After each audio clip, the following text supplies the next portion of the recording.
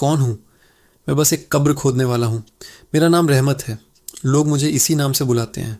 मेरा काम मेरा काम मुर्दों के साथ है, उन्हें उनकी आखिरी मंजिल तक पहुँचाना, उन्हें मिट्टी के हवाले करना।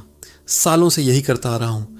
दिन में सूरज की गर्मी में पसीना बहाता हूँ और रात में अंधेरे की खामोशी को सुनता हूँ। लोग मुर्दों से डरते हैं, पर मैं नहीं। मेरे लिए तो वो बस शांत जिस्म है जिन्होंने अपनी जिंदगी जी ली। लेकिन हर रात एक जैसी नहीं होती। कुछ रातें अपने साथ ऐसी कहानियां लेकर आती हैं जो जिंदा लोगों के दिलों में खौफ बनकर बस जाती हैं। ये कहानी भी एक ऐसी ही रात की है, एक अमावस की रात। आसमान में न चाँद था न तारे, बस घना स्याह अंधेरा। कब्रिस्तान की खामोशी आज कुछ ज्यादा ही चुभ रही थी। हवा भी जैसे सहमी हुई चल रही थी।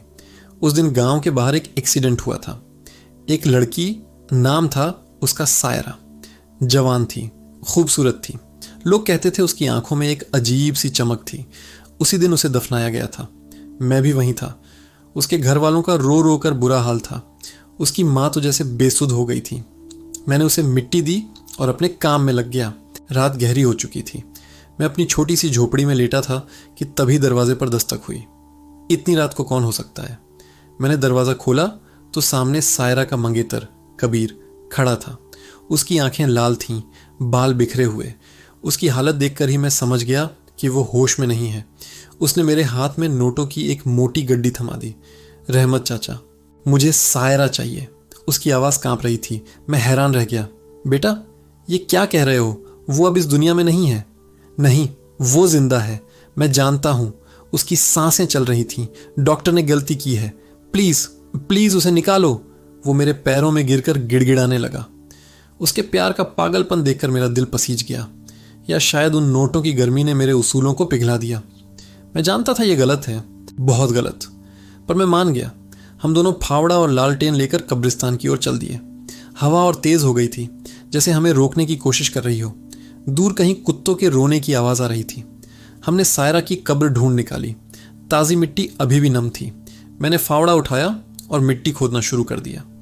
हर फावड़े के साथ मेरा दिल जोर जोर से धड़क रहा था। कबीर वहीं खड़ा हाँफता हुआ देख रहा था। काफ़ी मशक्क़त के बाद फावड़ा लकड़ी के ताबूत से टकराया। खट की आवाज़ उस खामोशी में तोप के गोले की तरह लगी। हमने मिलकर ताबूत को बाहर निकाला। कबीर ने कांपते हाथों से ताबूत का ढक्कन खोला। अंदर सायरा लेटी थी, सफ़ेद कफन में लिपटी हुई। लालटेन की पीली रोशनी में उसका चेहरा चाँद की तरह चमक रहा था। वो वैसी ही थी, शांत, खूबसूरत। एक पल के लिए लगा जैसे वो सो रही हो। कबीर उसे देखकर रोने लगा। सायरा, सायरा, उठो। मैंने उसे रोका। बेटा, अब बस करो, वो जा चुकी है। लेकिन तभी कुछ ऐसा हुआ जिसने मेरे पैरों तले ज़मीन खिसका दी। कबीर के आंसू की एक बूंद सायरा के गाल पर गिरी और उसके होंठों पर एक हल्की सी मुस्कान तैर गई। मैं सन्न रह गया। मेरी आंखों को यकीन नहीं हो रहा था। वो मुस्कुराई थी, एक मुर्दा मुस्कुराया था। कबीर भी ये देखकर डर गया। वो चीख मारकर पीछे हट गया। मैंने डरते डरते लालटेन को उसके चेहरे के और करीब किया। मुस्कान अब और गहरी हो गई थी, उसकी बंद आंखें। मुझे लगा जैसे वो पलकें धीरे धीरे हिल रही हैं। मेरा खून जम गया।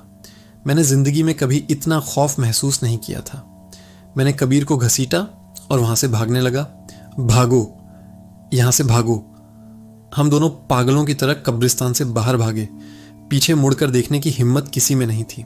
आज भी जब वो अमावस की रात याद आती है तो मेरी रूह कांप जाती है। वो खुली कब्र, वो ताबूत और कफन में लिपटी सायरा की वो मुस्कान।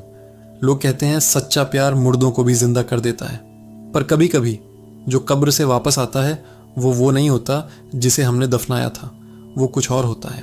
अगर आपको ये कहानी पसंद आई तो चैनल को सब्सक्राइब करना ना भूलें। हम आपके लिए ऐसी ही और भी अनसुनी, अनकही कहानियाँ लाते रहेंगे। अपना ध्यान रखें। शुक्रिया।